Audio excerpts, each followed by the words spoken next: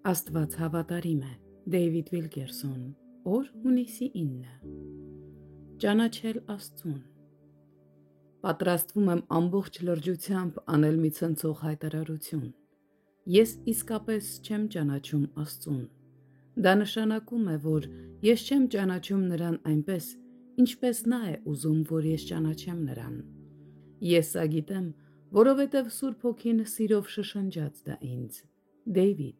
դու իսկապես չես ճանաչում Աստծուն այնպես, ինչպես նա է ուզում, որ դու ճանաչես։ Դու թույլ չես տալիս, որ նա քեզ համար Աստված լինի։ Հին Կտակարանում Աստված իրեն քաշեց մի ժողովրդի, որը ոչ թե ավելի հարուստ էր, ոչ էլ ավելի խելացի, քան մյուսները, այլ միայն որ նրանց համար Աստված լինի։ Եվ ձեզ պիտի դարձնեմ իմ ժողովուրդը, պիտի լինեմ ձեր Աստվածը, և դուք պիտի գիտենաք, որ ես եմ Տերը ձեր Աստվածը։ Ելից 6:7 Աստված ըստ էության ասում էր. Ես ձեզ սովորեցնելու եմ լինել իմ ժողովուրդը, որպեսզի ես կարողանամ լինել ձեր Աստվածը։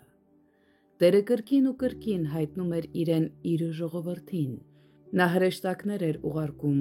հրապարակավ խոսում նրանց հետ և կատարում էր յուրաքանչյուր խոստում, բերելով մեծ ազատագրումներ։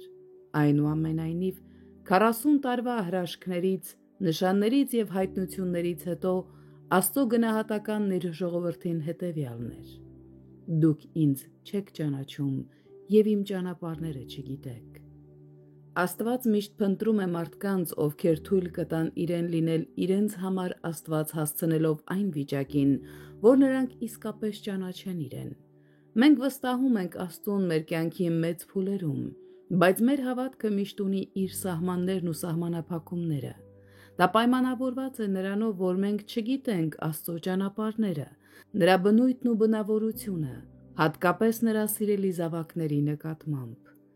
Տեր Հիսուսն ասում է, որ Աստված չի լսում մեր աղոթքներն ու երկրպագությունները միայն այն պատճառով, որ մենք դրանք կրկնում ենք անընդհատ և ժամերով։